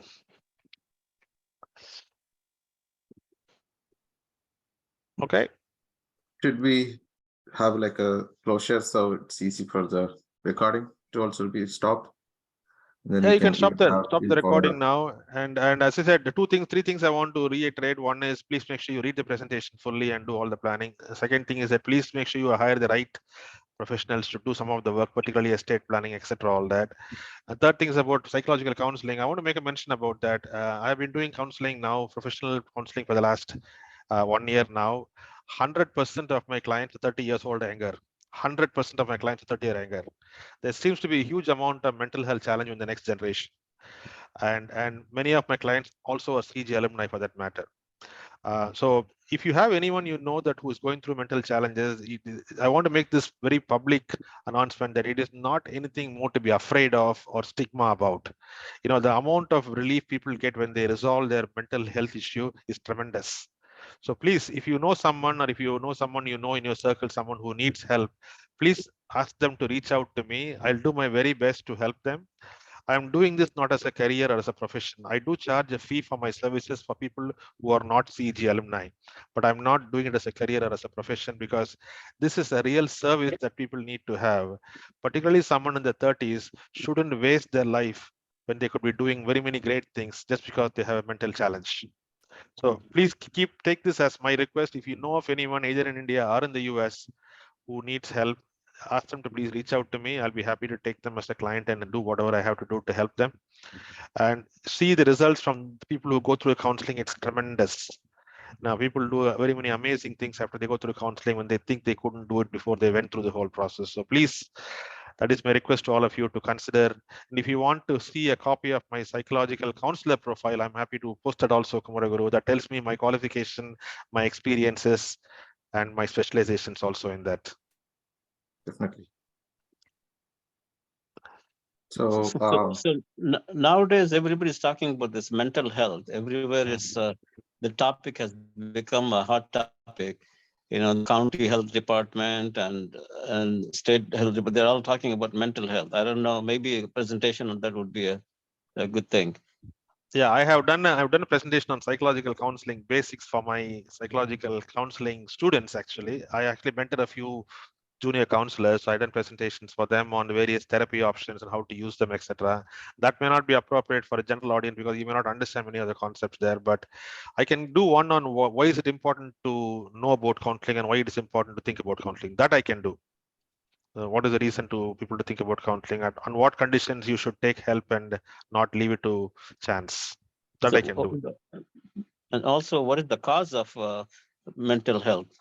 You know, why are people suffering from mental health? What is the root cause? It's very difficult to answer that question because it depends on the individual. Counseling is one thing which is basically highly customized. Now, I have to make it clear, counseling is not the same as, you know, advice, guidance, all those things I call what I call pop psychology. Pop psychology is basically psychology that is given just like that. Like your mom or dad, your friend will give you an advice which is basically rooted on no basis or no scientific basis. What we do in psychology counseling is actually clinically researched and meta-analyzed therapies and interventions that are meant to treat specific mental health conditions. So what you get in WhatsApp University, for example, is basically what I call bullshit psychology. And a lot of it is actually detrimental. It's actually very dangerous to follow them than not follow them at all. So we try our best to tell people that don't go with any known things or any wellness apps. All the wellness apps give you all kinds of advice, which is largely not right actually. So psychological counseling is a one-to-one process where we work with the client on a one-to-one basis, and whatever prescriptions and interventions are specifically targeted to that person for that particular situation they come in. So if you ask me root cause, each one has a different root cause actually. And the root cause, finding the root cause and finding how to deal with the root cause is the crux of what we do in counseling actually. Okay, thank you. Yeah. Okay, I'll take a moment here to thank Vish on behalf of Sigana, CG Connect, and everyone who joined today. Thank you always for supporting us and giving us so much information and necessary guidance and a lot of these topics that we don't usually think about. Definitely thought-provoking. at one point I realized, like, after 1 hour, you mentioned like it was boring at least 2 times. But I think nobody dropped for the first 1 hour, and the count was like 48, and I was like totally surprised. Oh, 48! So, wow, interesting. Yeah, I didn't look at the number. that Wow. 48 people did not leave. It hit actually even more than that. I would get the exact numbers, but I saw like nobody moved. So it was like a it was like an engaging classroom, I would say. I didn't see everybody's face though. So yeah, thank you so much, and I'm definite there is so much value here, and I want to share more of the videos again in channels to keep it used. That's one of the ideas. We want to have long shelf life to this, and also we'll do follow-ups so that it's accurate and can add more information. Yeah.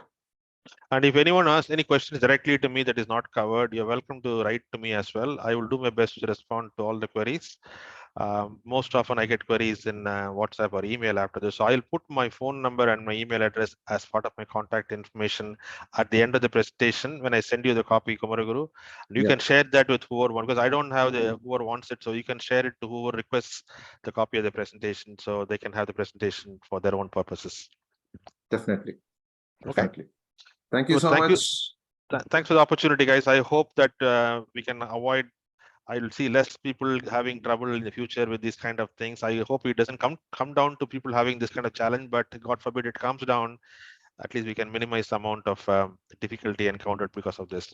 So thank you for the opportunity, and thank you for listening. Thank you. Okay, bye. Bye now.